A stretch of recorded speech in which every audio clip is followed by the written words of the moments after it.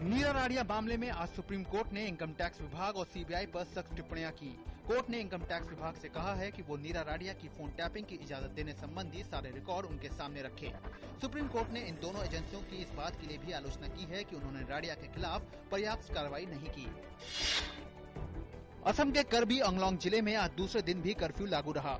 प्रदर्शनकारियों ने दीफू में कई सरकारी ऑफिसों में तोड़फोड़ की। कुछ प्रदर्शनकारियों ने दीफू में आकाशवाणी केंद्र को भी क्षति पहुंचाई है। इन लोगों ने ऑफिस के कंप्यूटरों और सामान को बाहर फेंक दिया। हालांकि स्टूडियो और ट्रांसमीटर सुरक्षित हैं।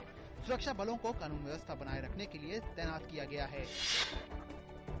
गोरखा जनमुक्ति मोर्चा ने गुरुवार को कहा कि इसने पश्चिम बंगाल के उत्तरी इलाके में स्थित दार्जिलिंग हिल्स को गोरखालैंड राज्य बनाने की मांग को लेकर शनिवार को शुरू हुए बंद की मियाद घटाकर 96 घंटे कर दी है।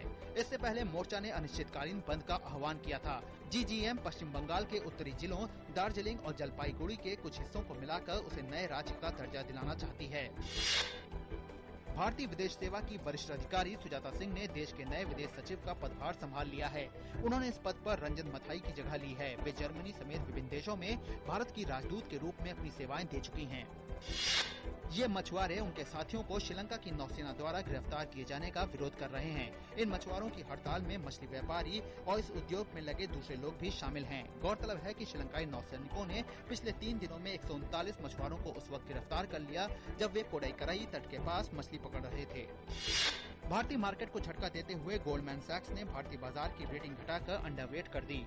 विदेशी ब्रोकरेज हाउस के इस कदम से रुपए को थामने और इन्वेस्टमेंट बढ़ाने की कवायद को धक्का पहुंचा है। इसने भारत की ग्रोथ रिकवरी को लेकर कई सवाल उठाए हैं। गोल्डमैन ने इन्वेस्टर्स से कहा है कि वो सिलेक्टिव क्षेत्रों में ही दांव लगाएं। शेयर बाजार में गुरुवार को गिरावट का रुख रहा। सेंसेक्स 28.5 अंकों की गिरावट के साथ 19,317 पर बंद हुआ। वहीं निफ्टी 14 अंक गिरकर 5,728 पर बंद हुआ।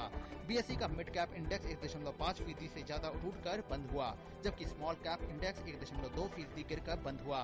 बाजार में realty, PSU, oil and gas, metal, auto, power, consumer, durables और कैपिटल गुड्स शेयरों में ज्यादा गिरावट देखने को मिली, जबकि बैंक शेयरों में अच्छा उछाल दिखा।